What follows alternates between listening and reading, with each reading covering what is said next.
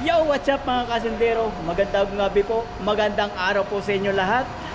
At mayroon na naman ako i-share sa inyo mga kasindero. Ito ay GMC Yukon Denali.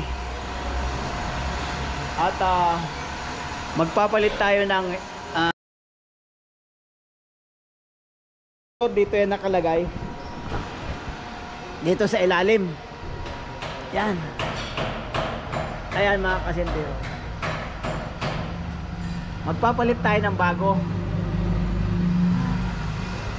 Dito lang yan sa likod, sa bandang puwitan, sa kaliwa. Ito yung ipapalit natin mga kasindero. Yan, bagong bago. So ikakabit ko yan mga kasindero. 3 tornilyo lang naman yung mga kasindero. Ito lang, tapos nandito sa ilalim. Ayan o, sa butas na yan, yan. Sa loob 13. Tapos ayan na yung kanyang motor. Dito yung mga kasindero, dito nilalagay yan. Itong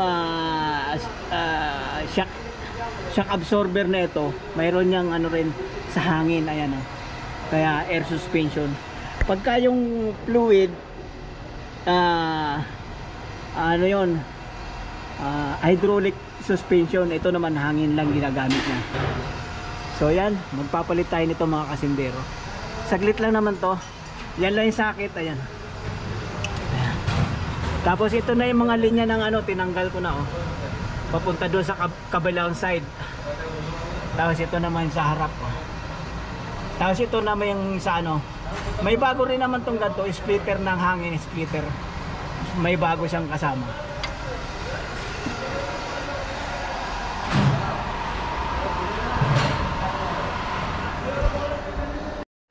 So itong dalawang tornilyo na to sa likod mga kasindero, may ano yan, yung butas dyan naka-slanting lang.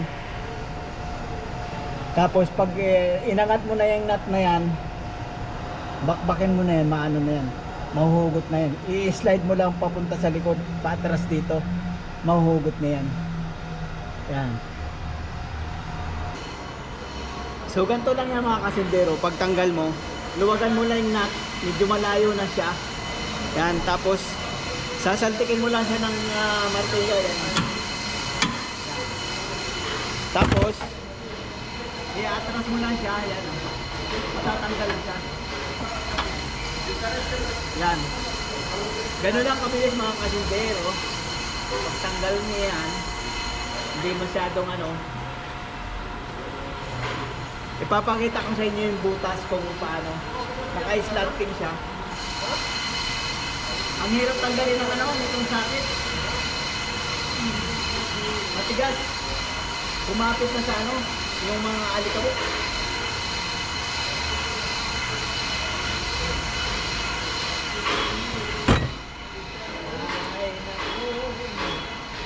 Sungkitin na lang natin dyan sa likod. Yan. Oh.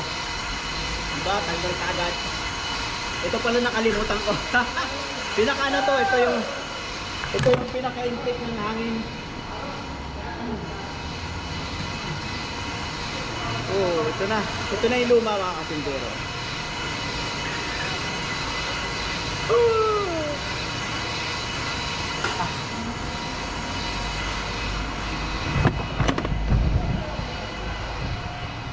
Ito lang yan yung mga kasindero. Tingnan yung butas oh. Ayan. Naka-slanting siya. Ganun din sa kabila. Pero tinanggal ko yung nut para mahugot ko na kagad. Rakip din ha?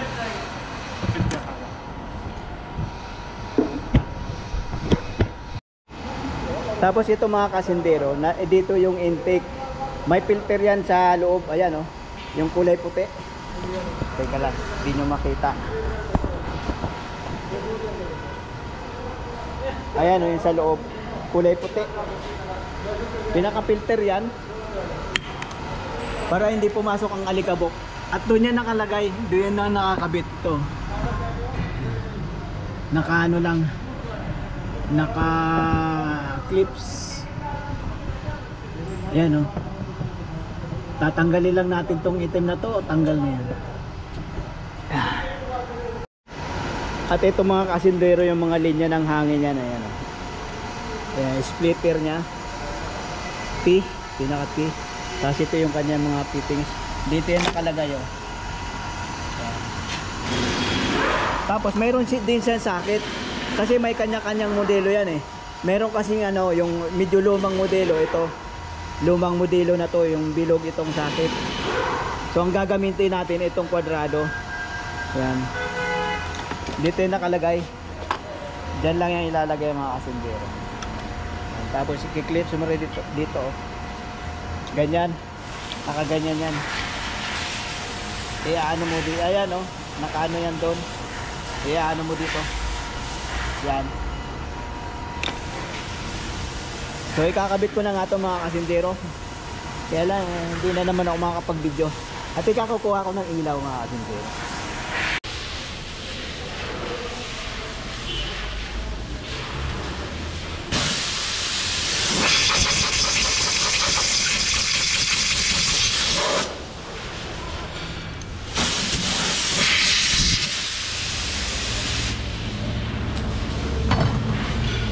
So yan ang mga kasindero. Kakabit na natin ang bago. Unahin muna natin ilagay yung wire. Ay pala hindi na. Kasya ng kaya naman. Yan. Ganun lang yan. Isushoot mo na yung butas. Yung butat. Ganun din yung kabila. Yan.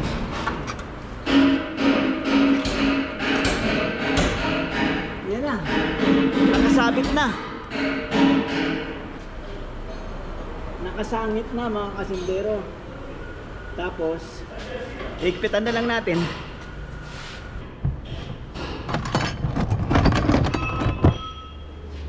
Hihigpitan lang to mga kasindero. Tapos na. Tapos na. Di pa. Ayan.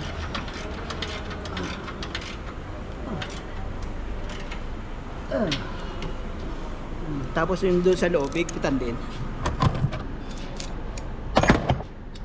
Yung sa loob, sa loob. Wow.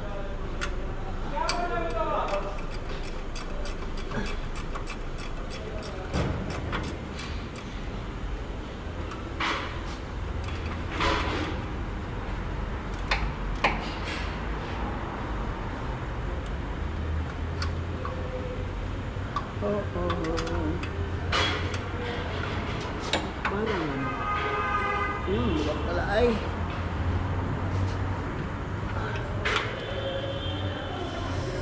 Madilim? Hindi ako kita. Hindi makita. Oh.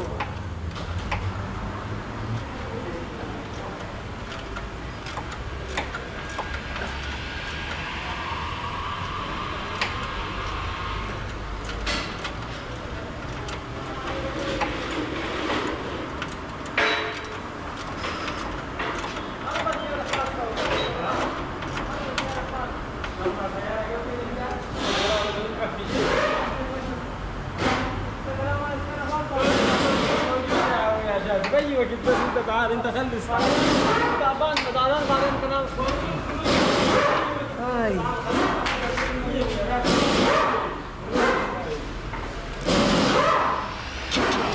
Nag-iingay na naman sila eh.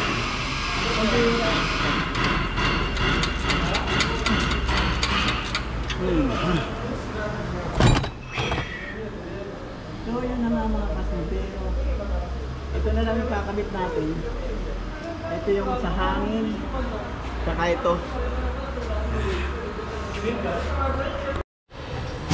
At so ito na nga mga kasindero. Nakabit na natin yung air pump motor. Aywan ko tawag ba din ito. Kung ang tawag nito ay air pump motor. Pero palagay ko yun nga ang tawag nito. Isi-search ko na lang. Tapos isusulat ko na lang na. So ito na nga mga kasindero. Nakabit ko na yung wire. Ayan sa loob. Nakabit na yan. Higpit na yung dalawang tornilyo. Tapos may tornilyo pen dito. Meron na. At nakabit ko na rin tong intake. Dito yung pumapasok yung hangin sa bomba. Tapos ito. Tapos ayan. Nakabit ko na rin. Para yan dito sa shock absorber. Tapos yun papunta dito sa kabila. Ayan. Ayan naman yung isa. So nakabit na natin mga kasindero. At papaanda rin na natin. Malamang kailangan i-delete yung code nito, trouble code, para gumana yung motor. So bababa ko lang yung sasakyan. Baba lang natin pagkatapos testing. So ayun nga mga kasindero, kung titingnan nyo yung sasakyan, mababa yung likod. Ayan. Kasi nga nakababa siya nung dahil hindi pa gumagana yung kanyang air suspension. So papaanda rin natin. Tapos kailangan lang mabura yung code. Pag nabura yung code, ibig sabihin nun gagana na yan. Ay, buburahin natin ang ating scanner. Ay,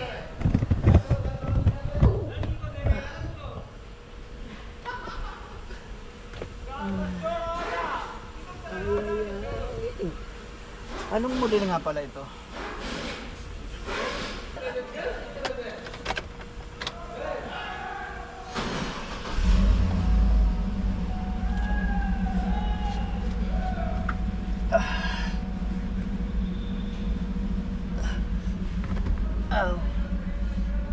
Ow.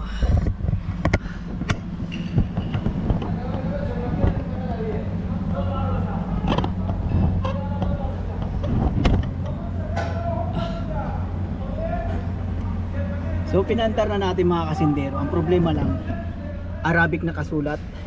Pwede naman ilalagay natin sa English, pero titingnan na natin sa scanner. Kailangan lang nito mga kasindero mabura yung code. Pag nabubura na yung code, hindi na bumabalik. Ibig sabihin nun, gagana na yung kanyang system.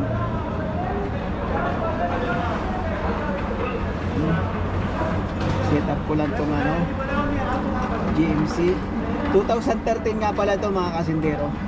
GMC Yukon Denali 2013.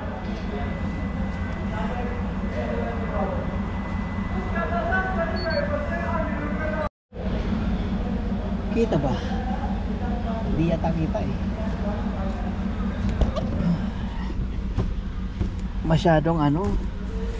masyadong maliwanag. Tingnan natin kung may natin. Saan pa ito? Yun, doon. Yan. Maliwanag pa rin, pero tingnan natin. Punta natin sa system. Hanapin natin yung suspension, air suspension. Saan ka ba? It's back, supplement, electronic. Ito suspension nasa baba. Ayan, enter natin, red code. Wala siyang code. So ibig sabihin niyan gagana na yan.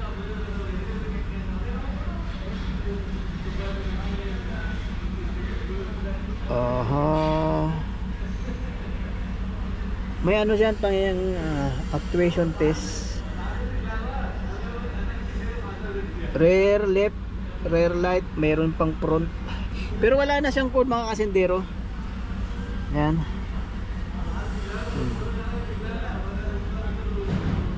So ibig sabihin niya okay na yan. Magbura na rin tayo ng mga code ng mga engine. Total nandito na rin naman tayo.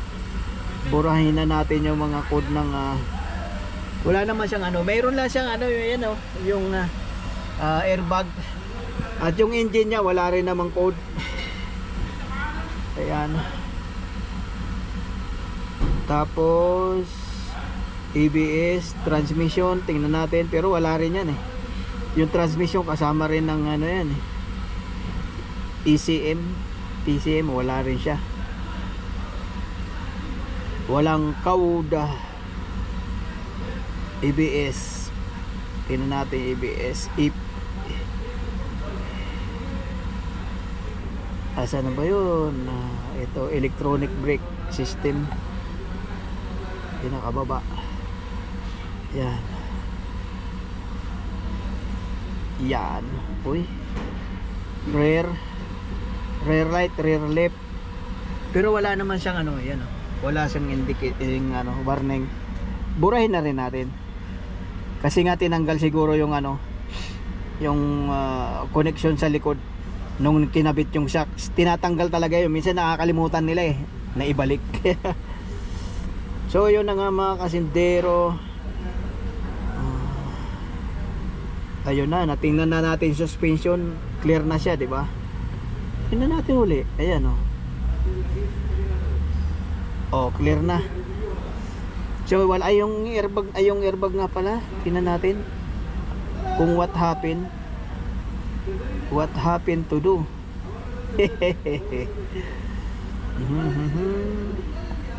Di nyo lang siguro makita maayos dahil ano, masyadong malinaw. Ayan. Ayan.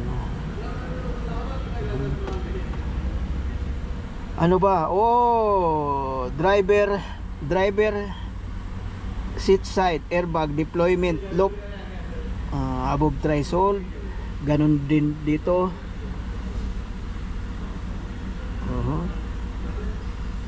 Burahin natin. Tingnan natin kung mabubura.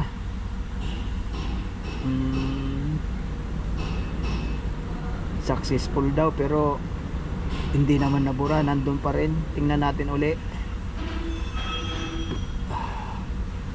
Nandun pa rin. Bumalik. Ayan. So yun na nga mga kasintero. Steering. Ito yan eh. Sa ano yan? Sa clock spring yan eh. Ayan oh. Driver steering wheel airbag deployment lock. Dito isa lang naman yan, parehas lang yan. Dalawang ano yan, stage 2 stage 1 stage 2 kasi yan. At so yun na nga mga kasindero. Yun lang may isi-share po sa inyo ngayon mga kasindero. Dahil bihira nga tayo mag-upload mga kasindero. Dahil ano, minsan mabilis yung trabaho, hindi ako makapag-video, hindi ako makapag-vlog. Tsaka minsan nga yung ano, yung mga customer nakabantay. Minsan ginagawa na lang issue. Pagka halimbawa, mayroong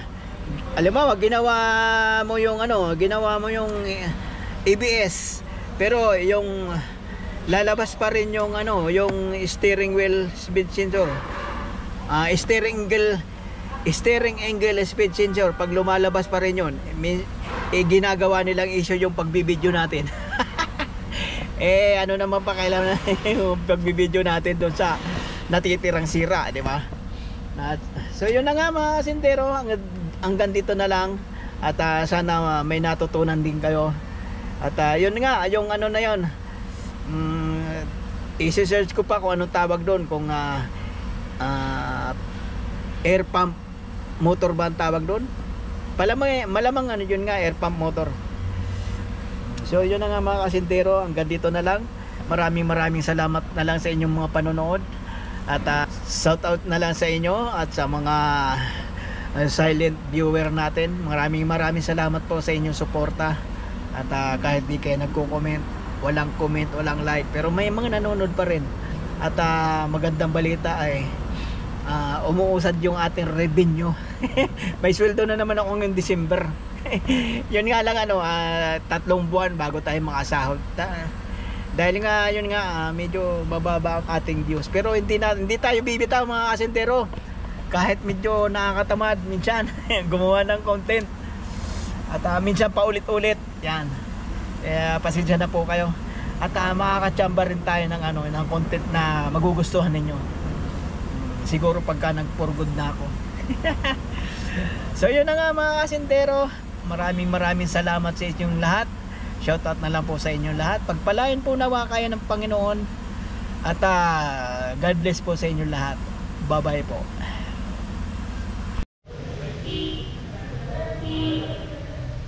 So yun nga pala mga kasindero, malalaman nyo kung gumagana itong air suspension compressor. Tumutunog sa gumaganyan. Hindi ko na kasi naabutan mabidyo. Saglit lang naman kasi yan, kasi kukunti lang naman na hangin na ikakarga dyan. Kabilaan dito rin. Yan, pinaka airbag yan eh. pinaka air balloon. Hindi ko na inabutan ano tawag nito. Mabidyohan yung ano tunog, yung prrrr, gumaganon. Pero okay naman ng mga kasintero ito. Tingnan nyo, matigas. Ibig sabihin yan gumana na.